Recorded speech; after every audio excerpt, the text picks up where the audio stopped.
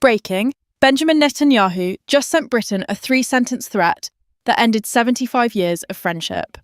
A nation that abandons its allies in their hour of need should not expect friendship in return. Then he did something no Israeli leader has ever done. He banned Britain's entire government from entering Israel. Every official, every minister, every representative, complete lockout. And within 6 hours, he cut off all intelligence sharing that's been protecting British lives for decades. This isn't diplomatic tension. This is a security crisis. 4 days ago, Keir Starmer made 2 decisions that destroyed the most important alliance Britain has had since World War II. And now Britain is paying the price in ways most people don't understand yet. Here's exactly what happened, and why your safety depends on understanding this.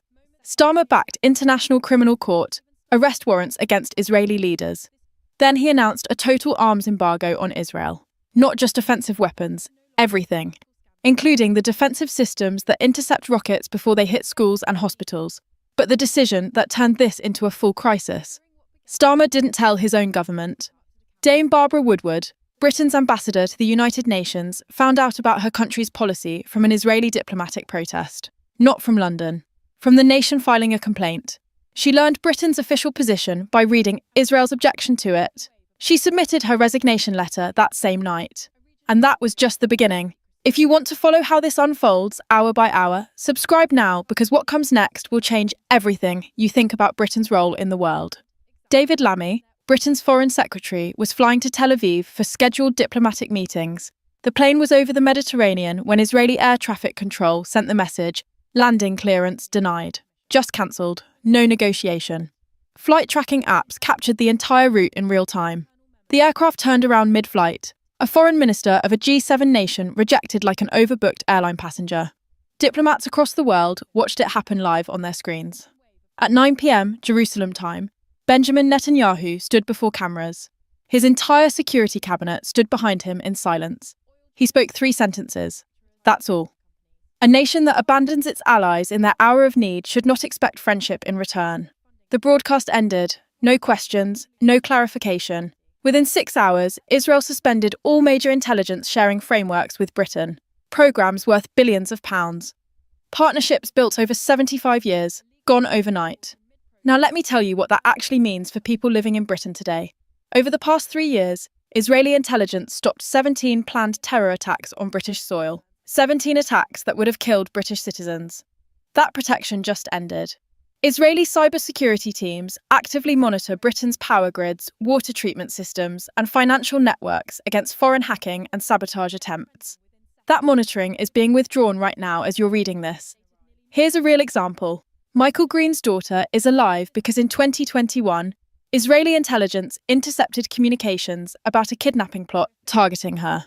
They shared that information with British authorities in time to stop it. That cooperation, that system that saved his daughter's life, no longer exists for British families. Mossad sources are now classifying British officials as security risks, not potential risks, active security risks. Former MI6 chief Sir Alex Younger called this the worst foreign policy decision Britain has made since the Suez Crisis in 1956. Lord Robertson, former NATO Secretary-General, said Britain just lost its most valuable intelligence partner in the most dangerous region on Earth. These aren't politicians with agendas. These are the people who spent their entire careers building the security systems Starmer just demolished with 2 policy announcements. And the damage is spreading beyond just Britain and Israel. Saudi Arabia and the UAE, both partners in the Abraham Accords peace agreements with Israel, have quietly expressed sympathy with Israel's position. In closed Gulf Cooperation Council meetings, ministers are asking whether Britain's security guarantees mean anything anymore. If Britain abandons Israel under political pressure, would they abandon us when tested? That's the question Arab diplomats are asking right now. Now in private conversation. Jordan is asking the same question. Decades of relationship building across the Middle East have been shredded in a single news cycle. Think about what that means. Britain is now distrusted by Arab states, and Israel simultaneously. A 2-front diplomatic disaster that leaves Britain isolated in one of the world's most critical and dangerous regions.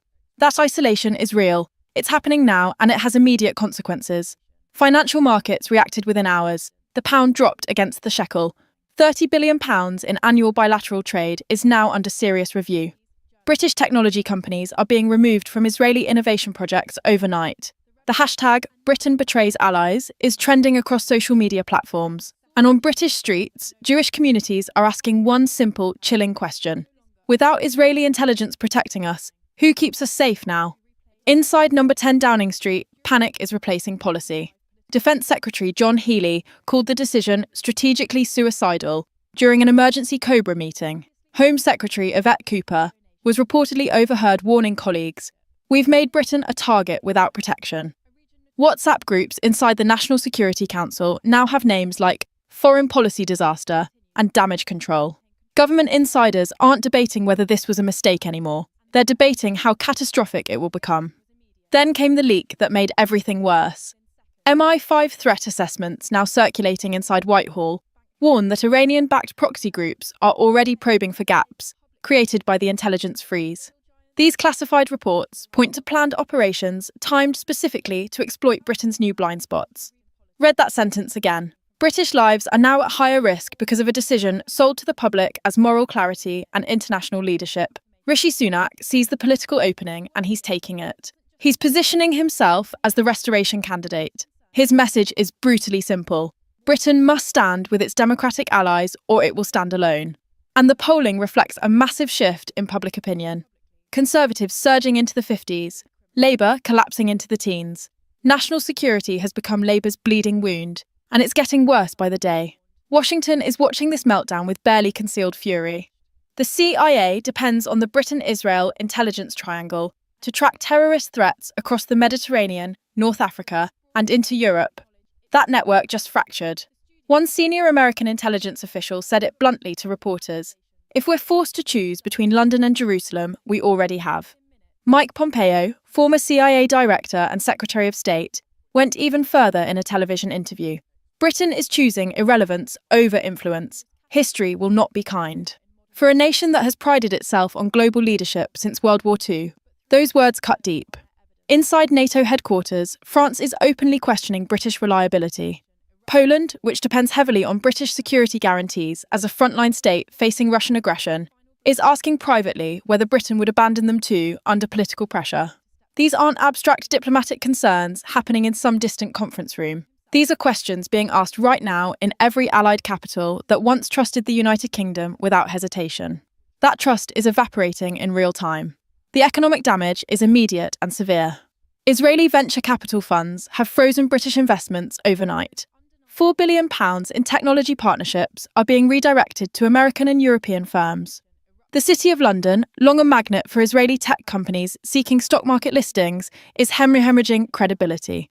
Cancer research collaborations, pharmaceutical development projects, joint defence contracts. Industry analysts are projecting losses exceeding £100 billion across biotechnology, cybersecurity and defence sectors over the next 5 years. Britain's economic arteries are being cut, and it's entirely self-inflicted. Inside Israel, the consequences are personal and total. British students have been expelled from Israeli university exchange programmes. Joint research laboratories shut down. British journalists are being denied entry to government press briefings. The British Embassy in Tel Aviv, once a central hub of Middle East diplomacy, is now effectively frozen out of all meaningful contact with Israeli government officials. A senior Israeli diplomat explained it plainly to international media. "This isn't retaliation, it's demonstration. We're showing the world exactly what happens when trust breaks at this level." Without Israeli intelligence, Britain loses its ability to track Iranian nuclear weapons development in real time. Hezbollah troop movements in Syria disappear from British radar. Hamas financing networks operating inside Europe go unmonitored. ISIS cells once traced by Israeli cyber surveillance teams slip back into the shadows. And here's the critical point that nobody's talking about. That gap cannot be filled. Not by America, not by European partners. The intelligence Israel provided was unique, irreplaceable, built on decades of human networks and technical capabilities that no one else possesses in that region. Britain has voluntarily blinded itself in one of the most dangerous theatres on Earth. Defence contractors are recalculating everything. Lockheed Martin is reviewing Britain's role in F-35 fighter jet production programmes. Rafael Advanced Defence Systems has cancelled procurement contracts worth billions of pounds. Israeli cybersecurity firms are pulling their protection services from British critical infrastructure and financial systems. The message being sent is brutal and unmistakable. Britain cannot be trusted with security cooperation at any level. This lands hardest where people feel it most directly in their daily lives. Israel's Iron Dome missile defense technology protects British military bases in Cyprus. Israeli naval intelligence protects British commercial shipping passing through the Strait of Hormuz. Mossad counter-terrorism operations across Europe have quietly saved British lives for decades without public acknowledgement. Strip those protection layers away, and Britain stands exposed in ways the general public doesn't even understand yet. At home, the British Jewish community feels the chill first and most personally. Synagogues that relied on Israeli security consultation are suddenly operating without that guidance. Jewish schools that worked with Israeli protection specialists are scrambling to fill the gap with limited resources. Community leaders describe a wave of anxiety not seen in decades. Immigration inquiries from British Jews to Israel and the United States are spiking dramatically. The chief rabbi has called an emergency meeting of community leaders across the country. The message spreading through British Jewish communities is devastating and simple. The government has abandoned us. And as that fear spreads through one community, the rest of Europe watches nervously. If Britain folded under political pressure with Israel, would it fold with us when tested? Baltic states watching Russian aggression at their borders wonder the same thing. NATO Secretary-General Mark Rutte has reportedly expressed private concern about Britain's commitment to collective allied defence obligations. Britain risks standing alone not through strategic isolationism or deliberate choice, but through sheer incompetence at the highest levels of government. So the question becomes unavoidable. Can Keir Starmer repair this damage? Can he undo an expulsion that's unprecedented in modern diplomatic history? Can he rebuild trust with a government that's made its position crystal clear and public? Or has he locked Britain into years of strategic weakness, cut off from vital intelligence, diminished influence, and broken trust with allies who once stood beside Britain without question? The British government insists quiet diplomatic channels remain open. Israeli officials insist they do not. Between those two contradictory claims lies the truth: a Britain suddenly smaller, weaker, and more isolated than at any point in living memory. And here's the most frightening part of this entire crisis. It's still unfolding right now as you're watching this. Tomorrow's intelligence briefings may reveal the full scale of what Britain can no longer see. The threats that have become invisible because the government chose to silence its most capable partners in the region. In this new reality, ignorance isn't just dangerous or costly, it's deadly. This story is changing hour by hour. Turn on notifications so you don't miss what happens next. And drop a comment below. Do you think Starmer can repair this damage? Or is Britain's credibility shattered beyond repair? Let me know what you think.